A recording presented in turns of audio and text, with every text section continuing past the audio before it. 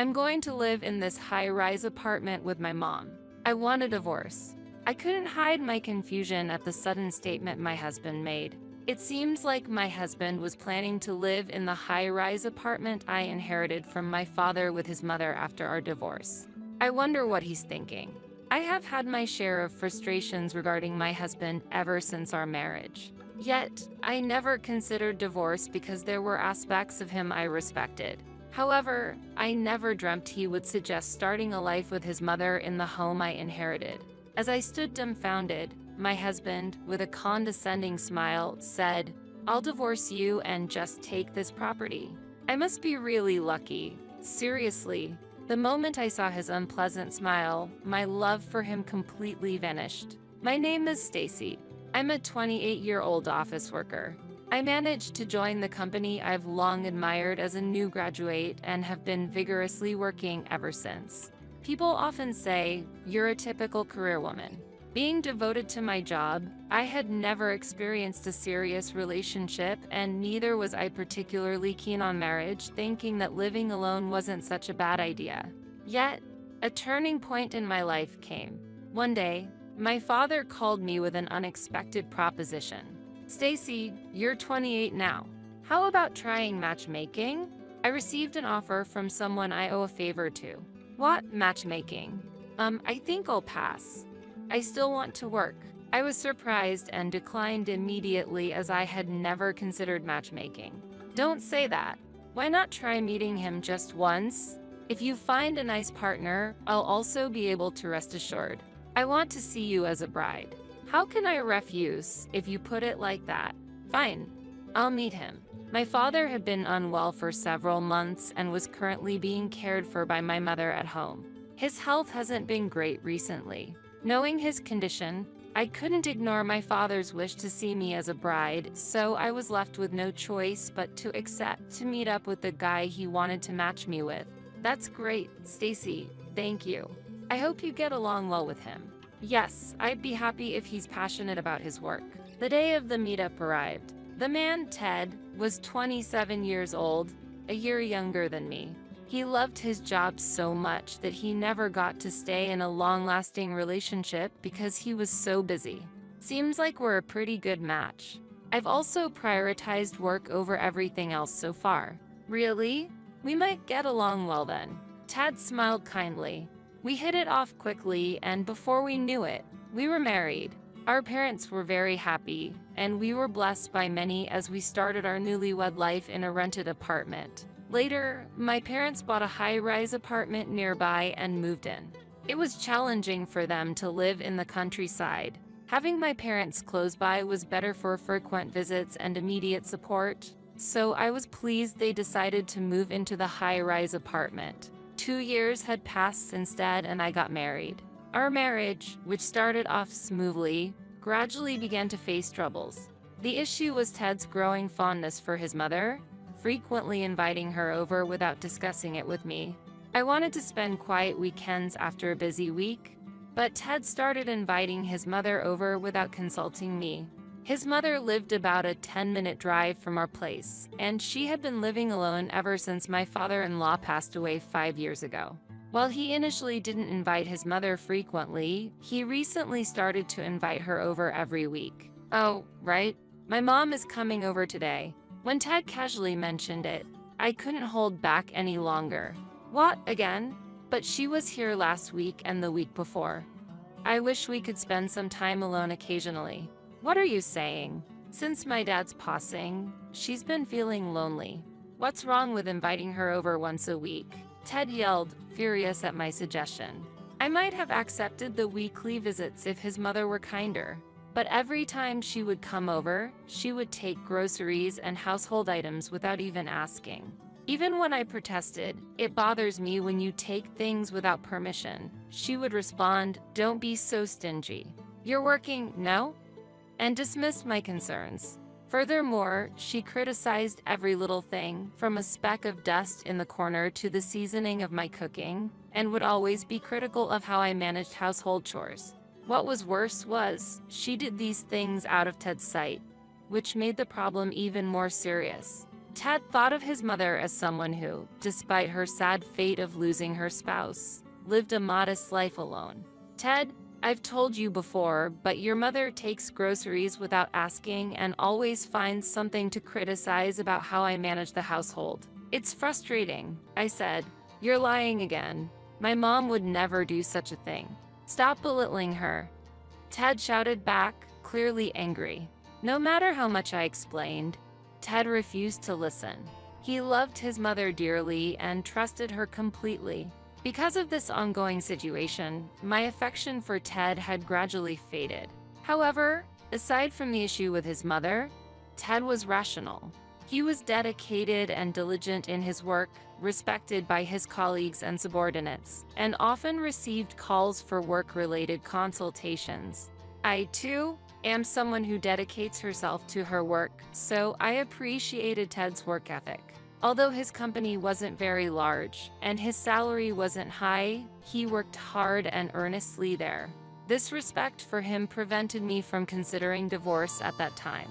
But around the same time, my father, who had been dealing with health issues for a long time, passed away. He left this world quietly, as if he just fell asleep. After the funeral and when things had settled down, my mother decided to use the inheritance to move to a quiet apartment in the suburbs. And so, I inherited the high-rise apartment. The high-rise apartment was more conveniently located near the station than our current one. That evening, I proposed to Ted that we move there. I've inherited the high-rise apartment where my parents used to live. My mom has decided to move to a different one in the suburbs. How about we move to the high-rise one? Of course, it will be after my mom moves out. Upon hearing my suggestion, Ted's face lit up and he exclaimed, "Lucky," and started to celebrate. He then took out his phone and made a call. "Hello, Mom. I have some great news." He seemed to be talking to his mother, telling her that I had inherited my father's high-rise apartment. After ending the call, Ted turned to me with a smug smile and made a demand as if it were the most natural thing in the world. "Give me the keys." "What?" I was taken aback and reflexively asked him to clarify. "I mean the keys to the high-rise apartment. I want to go check it out. I know the place and have visited before, but I haven't thoroughly checked it out apart from the living room. I'll just go and see." "What are you planning? My mom is still there. What if you disturb her by suddenly showing up? Besides, it's already late." I felt an ominous premonition about Ted's high spirits. "Oh, right. Your mom is still there. Let's at least look at it from the outside then."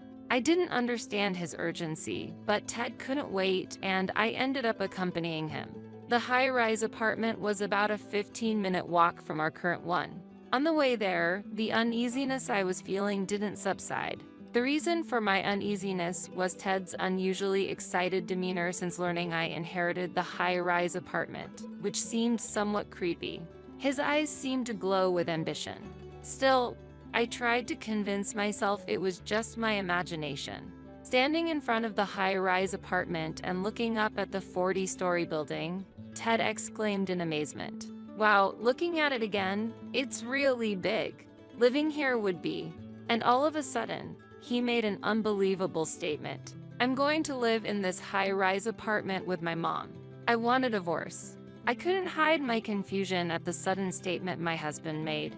I had a feeling that Ted was eyeing the high-rise apartment, but I never expected him to bring up divorce. It seems like my husband was planning to live in the high-rise apartment I inherited from my father with his mother after our divorce. I wonder what he's thinking. I have had my share of frustrations regarding my husband ever since our marriage. Yet, I never considered divorce because there were aspects of him I respected. However, I never dreamt he would suggest starting a life with his mother in the home I inherited. As I stood dumbfounded, my husband, with a condescending smile, said, "I'll divorce you and just take this property." I must be really lucky. Seriously. The moment I saw his unpleasant smile, my love for him completely vanished. I was taken aback by his statement but responded calmly, "Ted, it seems you might be misunderstanding something, but inheritance doesn't automatically go to the spouse." What are you talking about?" Ted laughed as if he didn't understand my words at all. I mean, this high-rise apartment is something I inherited, so it can't become yours. Inheritance laws don't apply to shared property. Even when I explained again, Ted said, "That's a joke. I won't believe such a lie." Okay, I was just perplexed. I didn't think he would be such a difficult person to talk to. It's funny to see you trying so hard to avoid divorce. Do you love me that much? How pathetic, he mocked. Ted's derisive laughter was extremely unpleasant. And at that moment, I realized my feelings for Ted had vanished. There used to be a respectable side to him, but now I only felt discomfort. If you don't agree to divorce, I'll file for arbitration. I'll live happily in this high-rise apartment with my mom, Ted said with a smirk, and I responded calmly. I'll agree to the divorce. When we get home, let's write the divorce papers. Nice. Surprisingly obedient, aren't you? He answered satisfied, and when we got home, we downloaded and printed the divorce papers from the City Hall's website. Ted signed the divorce papers first, and then I signed. I've completed my part. When I handed over the divorce papers, Ted eagerly took them and said, "I'll hand these in right away," and headed to the City Hall. Thus, our brief 2-year marriage came to an end. However, I couldn't move to the new residence immediately and had to continue living with him in our current place for a while. During this time, I consulted with a lawyer about dividing the property while also preparing to move. My plan was to move to the high-rise apartment I inherited from my father. During this period, my mother-in-law suddenly visited our home. Ted wasn't home, and I had to deal with her alone. When I opened the door, she started shouting, "Why haven't you given us the apartment yet, Stacy? Hand it over to us, quickly." As I've explained to Ted several times, that house is something I inherited from my father and I can't give it to you or Ted, I responded calmly. The audacious mother-in-law then said, "Don't be so stingy. You earn a lot, right? You're so busy with work that you neglect household chores, so you must not be struggling with money. It wouldn't hurt if you gave us the property." I firmly refused her demand. "There's no way I'll give you the apartment," and closed the front door. Behind the door, she yelled, "Why are you so insolent? Ted was right to get a divorce from such a daughter-in-law. Hand over the high-rise apartment quickly." But after a while, she quieted down and seemed to have given up and left. That evening, when Ted returned home, I told him about his mother's visit. "Today, your mother came. Seems like she's expecting to live in the high-rise apartment. She hurled insults at me, and I can't take it anymore." Then Ted, as if thinking his mother had been insulted, suddenly began yelling hysterically, "What's with that attitude? My mom just wants to live in the high-rise apartment with me as soon as possible. You're the problem for not handing it over. My mom isn't at fault. Stop being stubborn and give us the property now." It's not about being stubborn. It's legally established that inheritance doesn't become shared property. It's exempt from property division. Do I need to explain it again? Even as I tried to explain, Ted wouldn't listen. I eventually successfully completed the property division process, but it took extra time and money because Ted made a fuss about not getting the high-rise apartment. Therefore, I decided to bill all the divorce expenses to him. After my mother moved to the suburban apartment, I decided to relocate to the high-rise apartment. I completed the move without Ted knowing. After moving to my new home, I changed all my contact information, cutting off all ties with him. I was worried for a while that he might come over, but fortunately, there were no signs of him coming, and months had passed. I was relieved, thinking he had accepted the reality that he couldn't live here. However, something unexpected happened. On a holiday, while I was relaxing at home, the bell suddenly rang. At that moment, I murmured to myself, "Has he finally come?" When I looked at the intercom monitor, there he was, as expected. I considered ignoring him for a while, but he persistently rang the bell, and thinking of the neighbors, I reluctantly went to the door. When I opened it, Ted was furious and shouted, "Why did you change your phone number? You've changed your email address too, right? Why didn't you tell me your new contact information? Why should I? I have no obligation to explain to you." The divorce was completed and we're no longer husband and wife, and the property division is settled, so we have nothing to do with each other anymore. Don't say nonsensical things." As I responded calmly, Ted became even more enraged. "Don't make lame excuses." "I'm really angry." "That's clearly not a lame excuse." Having a reasonable conversation with him was impossible, and it gave me a headache. Ted continued to shout as if he was about to pounce me. "Why can't I have this property? Because of that, I've been laughed at by my friends." "It's all your fault." "Laughed at by your friends? What do you mean?" When I asked, Ted was silent for a while before starting to speak slowly. Seems like he had bragged to his friends about having bought a high-rise apartment when we filed for divorce and I inherited this property. Envied by his friends, Ted didn't want to hear anything about how the property division didn't allow him to get the apartment and mistakenly thought that if he kept fighting, he would eventually obtain it. Even so, I've been scorned and ridiculed by my friends as a braggart for not living in the high-rise apartment, and my mother is pressuring me about when we can move in. "You're responsible for this situation." Hearing Ted's complaints, I was just astonished and lost for words. Essentially, he was blaming me for his own frustrations. I was beginning to feel foolish to continue further discussions with him, and said, "It's not my fault. I've tried to explain to you many times that the high-rise apartment is not included in the property division. There's nothing more to talk about. Please leave," and tried to close the door. However, Ted wedged his foot in the door, preventing me from closing it.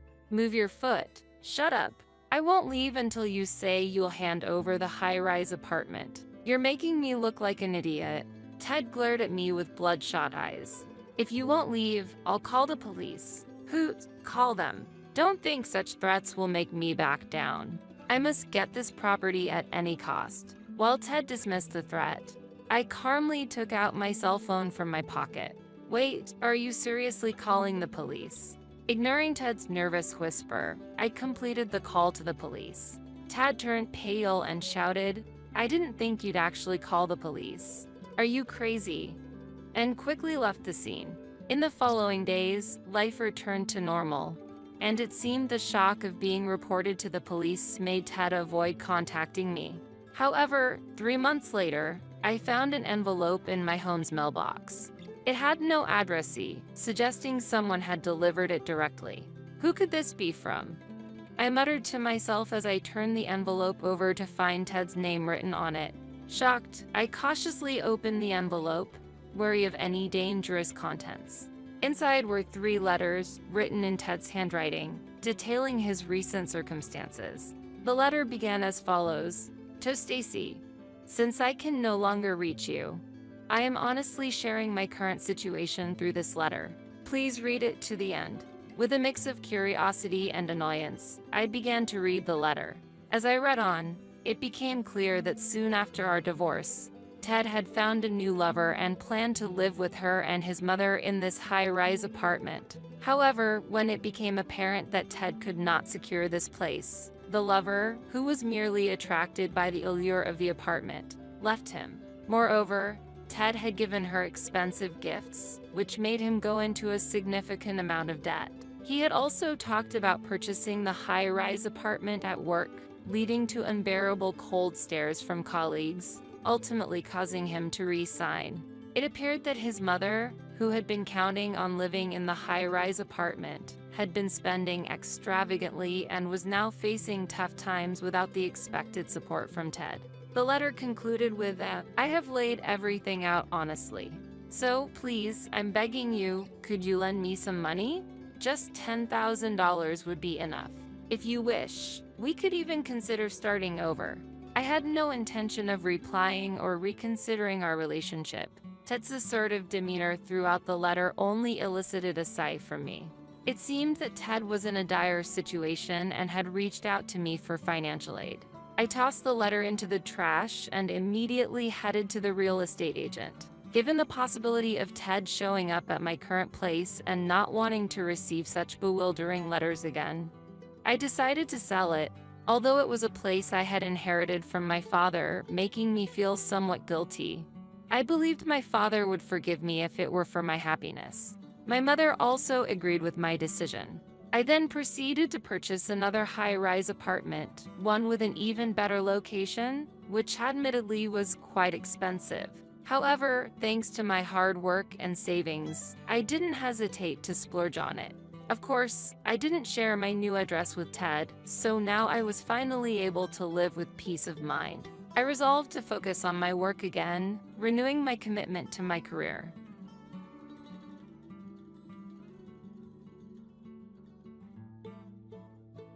I don't really want to say this, but why is it that the amount you send is less than what your sister Maggie sends? Maggie sends as much as $1,500 every month.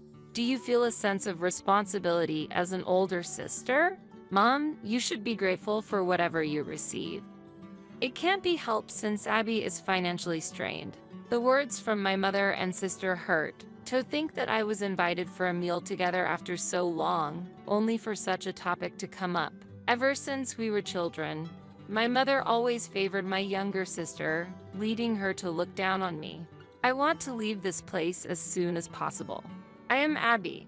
I have a son in the first grade of elementary school, and my husband and I are thinking about having another child. However, it's uncertain if our financial situation will allow it.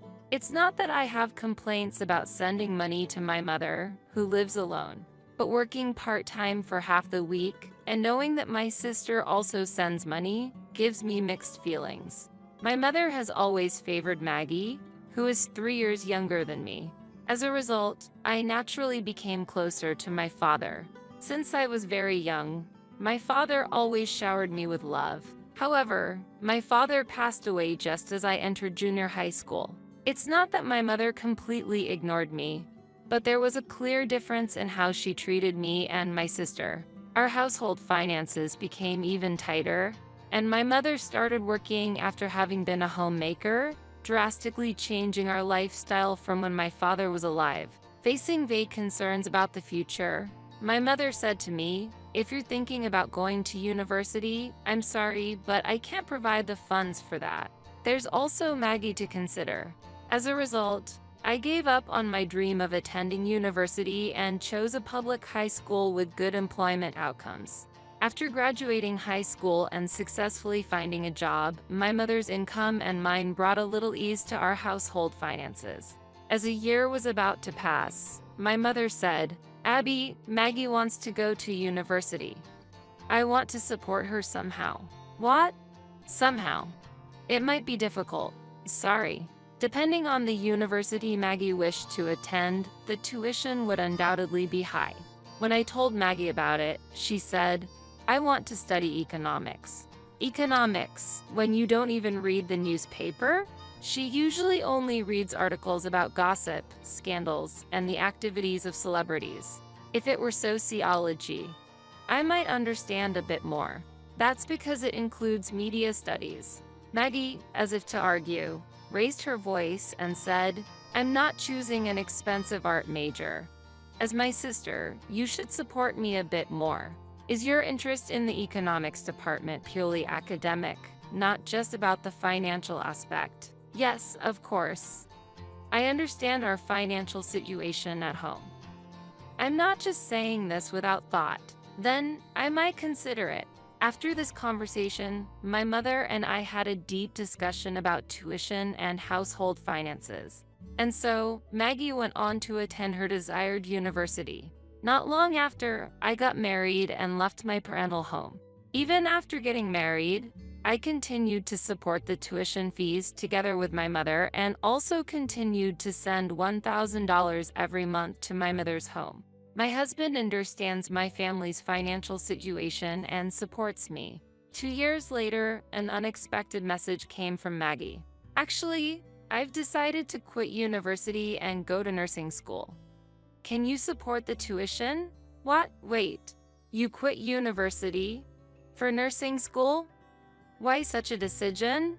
I've thought about my future. That's not enough to convince me. Why didn't you consult me first? I talked to Mom. She said she would support me, but I'm also contributing to the tuition. Don't be mad. The tuition for a vocational school is cheaper than university. That's not the point. Anyway, I've already decided to go to the nursing school. There's nothing I can do about it now. My mother has always been lenient with Maggie. I doubted whether Maggie, who prefers being taken care of over taking care of others, could fulfill her role as a nurse. This time, you're not allowed to quit halfway through. Don't worry, I understand. If you ever feel unwell, talk to me, okay? Don't say such ominous things. Thank you. Maggie's casual words of gratitude made me feel uneasy. It was about 6 months after Maggie started nursing school. Cess, I'm in trouble. I've run out of money. What? Did you break something? How rude. I went out with some seniors at school, and before I knew it, I had spent it all. Help me. What about Mom? I've already spent the money from Mom, too. You should avoid such relationships with seniors. There are plenty of reasons, like not being able to focus on your studies. But it's hard to say no to the seniors. I can get useful information for tests from them. Isn't that just an excuse to have fun? Silence was her answer. I took it as an agreement. I have a family to take care of. If you want money to play around with, earn it yourself. I informed her that I was stretched thin with the tuition payments and ended the call. Later, my mother contacted me. She criticized me for not supporting my sister. Why am I the one being criticized? From my perspective, I wonder why you would immediately give her money. What was the specific reason for quitting university? It seemed she couldn't fit in with university life. She felt it was different from what she had expected. When I suggested changing her major or looking for other paths if it was too hard, she decided to pursue nursing. Even so, from my conversation with Maggie, it sounded like she was asking for money to have fun. I then questioned the situation at home. Everyone goes out and has fun occasionally, especially when they're young. It's normal. It seemed my mother didn't care at all that I hadn't had the luxury to go out and enjoy my youth. I felt further discussion was pointless. I can't give any more than I already have. It's cold of you, not even fulfilling your own sister's wish. I'm already putting a strain on my husband. Please understand our situation. Fine, I won't ask any more. My mother ended the call angrily. After that, the financial demands from my family ceased. 3 years passed while I continued paying for Maggie's tuition and sending money to my mother. During this time, we were blessed with the birth of a healthy boy. Eventually, Maggie graduated from nursing school and secured a job as a nurse. With the tuition expenses gone, we could finally breathe a sigh of relief. My husband was happy about it. He had always readily agreed to support my family financially. He never complained about the financial support I provided to my family. Though he might not feel it, I am deeply grateful for his generosity. After returning to work post-maternity, I was able to continue working thanks to my mother-in-law, who lives nearby and looks after the baby. I can leave work on time and have the support of my colleagues. About 6 months into this busy yet fulfilling routine, Maggie contacted me. Hey, I know you're in a mid-level position at work, but the amount you send to Mom has stayed the same, right? What are you talking about? I'm sending as much as $1,500 a month. Even though I'm a newbie, it seemed she wanted to compete over the amount of money sent home. Did you really call just to talk about that? Is that your response? Haha, are you upset because I'm sending more money than you? Why don't you just admit it? Are you drunk? Don't equate our situations. I'm hanging up now. Her action was utterly incomprehensible. I wanted no part in such conversations. Time passed, and on a holiday, I was invited to my childhood home by my mother for the first time in a while. Maggie had also taken the day off, and it turned into a lunch meeting for the three of us. At first, we shared updates on my son's latest developments and our daily lives. But gradually, Maggie's bragging became a focus. The main topic was the fact that she was providing more financial support to the house than I was, as mentioned in the previous call. Maggie, as I mentioned before, you're single and I have a family. I have children, so don't treat us the same way. When I counted, my mother took Maggie's side. But if your sister is providing more support, why is your amount less? You don't even need to pay tuition anymore. Maggie is paying as much as $1,500. Don't you feel a sense of responsibility as an older sister? Abby is financially tight, you know. With my mother's support, Maggie felt emboldened. Such comments put me in a difficult position. Yes, we are financially tight. That's why we can't provide more support. Their expressions changed to confusion. My mother expressed her displeasure. Well, do as you please then. I secretly rejoiced in my success. Stopping the support significantly improved our financial situation. A year later, my mother shared her troubles with me. All the home appliances had suddenly started malfunctioning. Why do all the appliances break down at once? Can you help? What about Maggie? Her support alone isn't enough, despite all her boasting. How much is the shortfall? The refrigerator and washing machine are the top priorities. Just the essential appliances. Indeed, their malfunctioning would disrupt daily life. I understand. I asked for the details of the budget and then transferred a little extra. A month later, during the next call, I was astonished. The water heater, too? Yes, it will cost about $3,000. Can you help a bit? What happened to Maggie? Also, did you quit your part-time job, Mom? Recently, we replaced the vacuum cleaner and the DV, so we're financially tight right now. I see. Something felt off, and my intuition told me so. Following that intuition, I decided to visit my childhood home unannounced on my next day off. I still had a key, so entering wasn't an issue. Mom, are you here? I came to see the new appliances you mentioned. I called out as I entered through the entrance. My mother greeted me in a flustered manner. Oh, Abby. Why the sudden visit? I wanted to see the new appliances. We'll have to replace ours soon, so I wanted to hear about what you got. Well, now is a bit. She hesitated and avoided my gaze, confirming my intuition was right. Did you really have to replace all the appliances at once? Well, yes. Then, let me see them. Entering the living room, my intuition was confirmed, so it was a lie after all. The refrigerator was still the old one.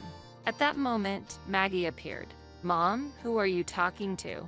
Oh, Abby. Maggie, are you off today? Yes. She was short on words, but I wondered why. However, one truth became clear. I was deceived out of my money. Don't say such terrible things. Then what? I couldn't stop my tears. At that moment, my mother scolded Maggie. Maggie quit her job. I told her to be honest and ask Abby for help, but this child was too proud. Don't make it sound like I'm the only bad one here. You agreed too, didn't you? Let's just end this. I had no interest in watching them shift blame any longer. Do whatever you like. I left the scene. Even after returning home, my anger didn't subside, and I drank several cups of coffee to calm down. Then, I received a call from Maggie. Sorry, Abby. I quit my job right after getting it and couldn't bring myself to say it. Are you looking for a new job then? What about part-time work? I'm looking for a new job, but I haven't started any part-time work yet. If you truly regret lying, then repay all the tuition fees. And the money for the appliances too. That's impossible. She refused, saying she had already spent it. Why did you quit the nursing job in the first place? Suddenly, Maggie's voice was filled with anger. The harassment from the seniors was terrible. When I asked for help to understand the work, I was criticized as incompetent and useless. I just wanted clear instructions. It's not good to leave your work to others. Nursing is a busy profession, isn't it? But I couldn't understand it. And then I was falsely accused of cozying up to the doctors. Did you seek help from a doctor? Yes, I thought they would understand me best. I even considered marrying one as well. Maggie was always prone to taking the easy way out. I thought her attitude had alienated her colleagues, leading to her resignation. Why don't you start with part-time work? There are some job openings in the stores on the shopping street. I'll look for a full-time job during this period. Please support me. As expected, she requested ongoing support. This pattern of seeking assistance is clear. I'm sorry, but with a child starting school and wanting to take up hobbies, we can't easily provide support. You need to make an effort to stand on your own. Don't be so harsh. Is it okay for us to be in hardship? Considering the deceit so far, I can't meet that demand. I can no longer provide support. If you want to be independent, you need to work. I cut off the call abruptly, astonished by her audacity, as if she had forgotten the events of a few hours ago. I turned off my phone, not wanting to deal with any more coordinated attempts from my mother. For about half a year, things were peaceful. There was no contact from my childhood home, and my son was enjoying school life. My husband and I were discussing having another child. During these calm days, Maggie contacted me again. Expecting a request for remittance, I was cautious, but the conversation took an unexpected turn. My mother's workplace had closed, and Maggie had found a job as a nurse. We're tightening our belts, but I won't ask for your help, Abby. Maggie's voice carried a hint of dissatisfaction. And I'll repay the tuition and the money for the appliances in installments. That's no longer necessary. Consider it support from me. But there won't be a next time. There won't be a need for a next time, Maggie murmured. Years passed, and Maggie is still working as a nurse. The closure of my mother's workplace might have been a turning point for her to reassess her life. There are no more financial requests from my mother. Our relationship may not return to how it used to be, but if she wants to see her grandchildren, we'll visit. And my husband and I have been blessed with a second child, a girl this time. The sight of my son doting on her is heartwarming. Next holiday, we're planning to go out to the park as a family for a picnic. This useless daughter-in-law, you're too slow, trash. You should work here all day.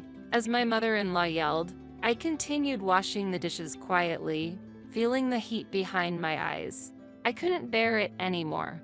I wanted to be free. Are you okay? Do you need some help? My brother-in-law, who arrived a bit late, asked me this. In a low voice, I answered clearly, "This is my everyday life." Reacting to this, my brother-in-law's face turned red with rage, and he hurried off somewhere. I'm Jessica, 30 years old. I live with my husband, Peter, whom I married a year ago, and during the day, I work as an office employee, handling clerical work. My husband's parents live in the large house next to ours. My father-in-law is retired due to his age, but he has a history of working for a major trading company and is financially comfortable. The house we live in was also given to us by him. Since our houses are adjacent, I'm often called over by my mother-in-law. At first, it was for minor tasks, but gradually her demands became harsher. You work until 5 p.m., right? Have our dinner ready by 6 p.m. You're off on Sundays, aren't you? I'd like you to change all the curtains and the air conditioner. After work and on weekends, I'm left with the household chores of my husband's parents, leaving me almost no time to rest. My father-in-law is domineering and doesn't talk much, and he doesn't interfere even when he sees me being used by my mother-in-law. My husband has the same attitude. Even though we both work, he believes household chores are a woman's responsibility and doesn't help at all. Even when we plan a date for the weekend, if my mother-in-law contacts us, she insists that we prioritize her, and my husband heads to the golf range with my father-in-law. One holiday, I was replacing the curtains at my in-law's house as requested by my mother-in-law. Jessica, it's been a while. Oh, brother-in-law. My husband's brother, Michael, is unmarried and seems to run a small company. He lives far away, so we don't see each other often. I just happened to be nearby and stopped by. Are you replacing the curtains? Is there anything I can help with? And where are our parents and Peter? It's okay. I'm almost done. Your mom is at the hair salon, and Peter and your dad are probably playing golf. I see. I'm sorry. Thank you for helping out. There was a lot that I wanted to say, but since he's family, it felt pointless. With that thought, I continued working on the curtains. Michael silently watched my work, but perhaps feeling a bit awkward. he decided to leave. My mother-in-law, who returned from the hair salon, seemed pleased with her new hairstyle. The work on the curtain and air conditioner cleaning is done, so I'll take my leave now. When I told her that, my mother-in-law grabbed my clothes. What? Who said you could go home? What about dinner? I answered in a panic.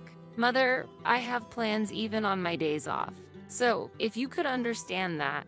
Her complexion changed drastically with those words. What are you talking so high and mighty for? Have you forgotten your place in this house? I felt a chill run down my spine at my mother-in-law's sudden change of demeanor. We are the ones providing you with this lifestyle, aren't we? You married into a wealthy family, so you should be grateful and serve. I was at a loss for words. If work is what's keeping you busy, then submit your resignation by tomorrow. Otherwise, I'll have Peter divorce you. With that, my mother-in-law retreated into her room. I was left in shock. Was the meaning of joining this family to devote myself entirely to them? I headed to the kitchen and started preparing dinner. The next day, I received a call from my mother-in-law. She asked me if I had submitted my resignation. I hadn't yet.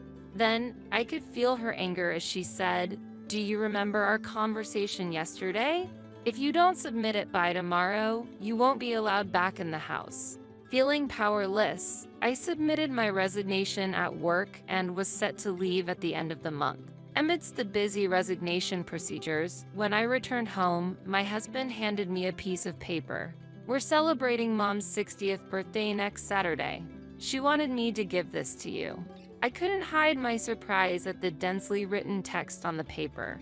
List of attendees, invitation addresses, menu, decoration details, overall flow. I asked my husband urgently, "Am I in charge of all this?" He answered calmly, "Who else do you think will do it? You're the wife of this house, so it's only natural. The day of this birthday party is the day after I quit. I'll be busy with work until then, and I won't have time to prepare. If you could help me." My husband clicked his tongue and said, "Don't complain. We're providing you with a home, so do it properly." With that, he quickly left. I'm expecting a special surprise gift. It's an important day, so please take care of it. I stared blankly at the words written at the bottom of the paper. Struggling with the preparations for the birthday event and work handover, I managed to finish everything and left the company where I had worked for a long time. The next day, I faced my mother-in-law's birthday event. I was taken up with preparations from the crack of dawn. My mother-in-law, brimming with joy, welcomed guests at the entrance and guided everyone to the spacious living room, slightly away from the kitchen. When the visitors took their seats at the arranged table, one of them pointed out, "It seems like there's a plate missing." At that comment, the mother-in-law's face changed color and she hurried over to me. "What are you doing? Can't you even count properly?"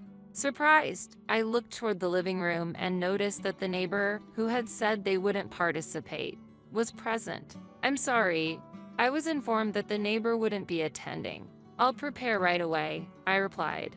As I reached for a plate, my mother-in-law grabbed my arm tightly, her nails digging in. I suppressed a cry of pain as she spoke. "I don't want to hear excuses. You've created such a situation. You're really useless," she said, glaring at me. I quickly apologized and hurried to get the plate. They had already begun drinking, and my husband's face was flushed. His smile seemed almost mocking. Despite feeling repulsed by his smile, I moved towards the kitchen. "Stay in the kitchen all day today. I don't want to see your face," she snapped, then headed back to the living room. I heard her laughing and saying, "Sorry for having such an incompetent daughter-in-law. She's really clumsy."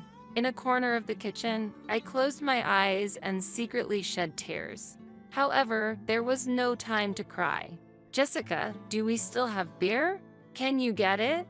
Can you clean these dishes later?